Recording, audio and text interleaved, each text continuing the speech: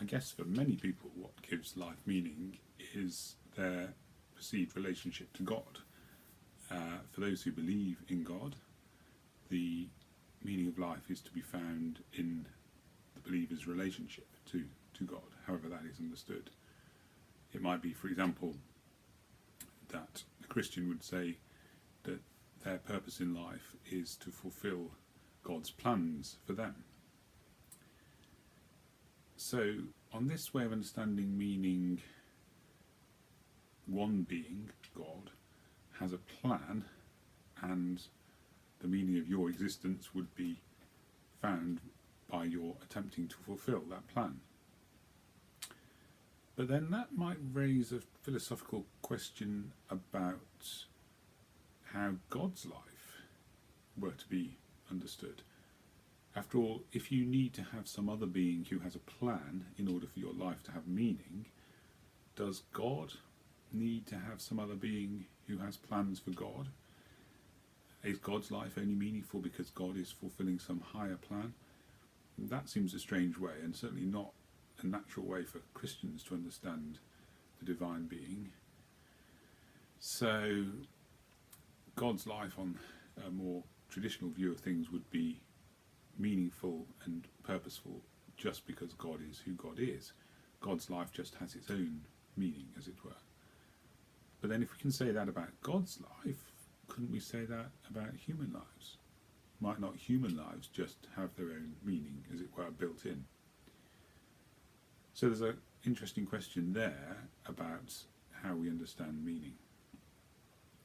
Philosophers who don't think about the problem in religious terms have tended to divide between those who've seen life as fundamentally meaningless, that the universe has no purpose, we're just here as part of an accident, in which case it then becomes up to each human being to try and create meaning and purpose for themselves, or others who've argued that yes, even in the absence of God, there's no reason why life can't be understood as having meaning within itself.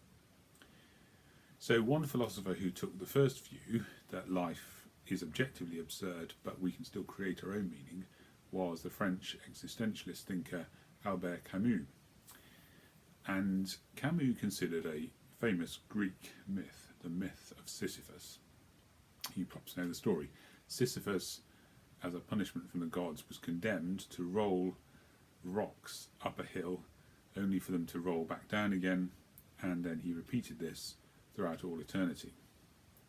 Now it's important to understand that what makes this an absolutely perfect example of a meaningless task is the pointlessness of the activity. What's the point of just rolling rocks up and down a hill throughout eternity? Nothing's achieved, there's no valuable end outcome.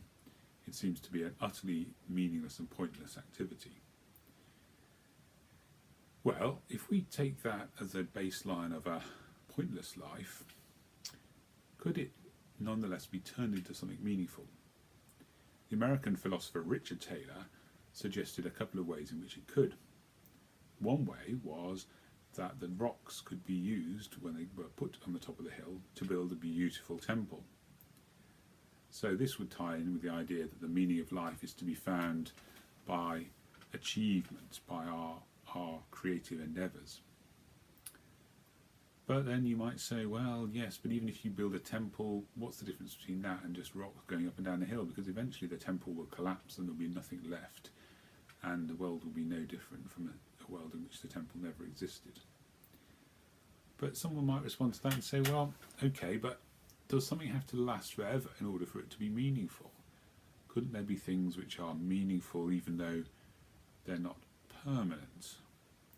I enjoy a beautiful sunset that has a meaning to me in that moment, and I probably don't want it to go on forever. It's part of the fact that it is transitory and beautiful in that moment that makes it have the meaning it has.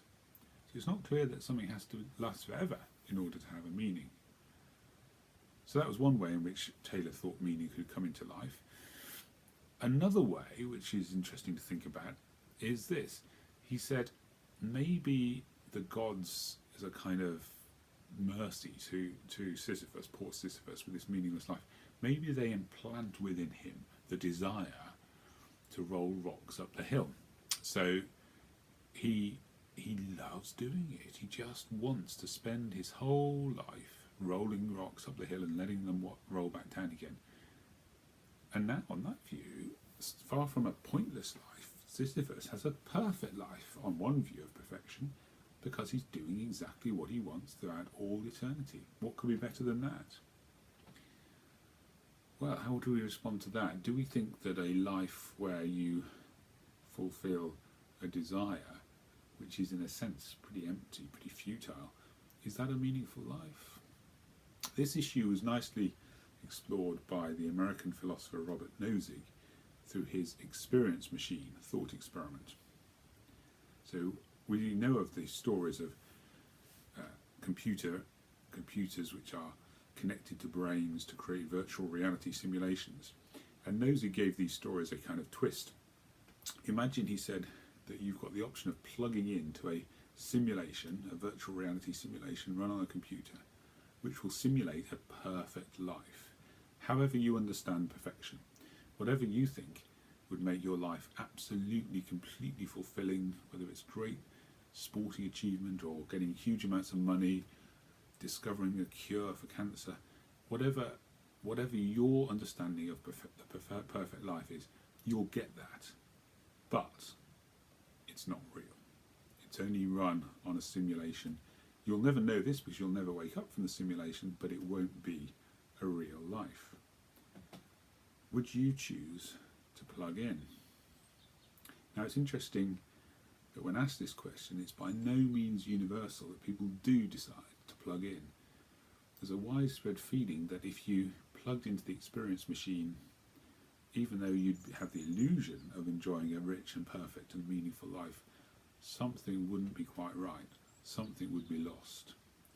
The perfect life, you might think, would be one where you had all those things you wanted and they were real.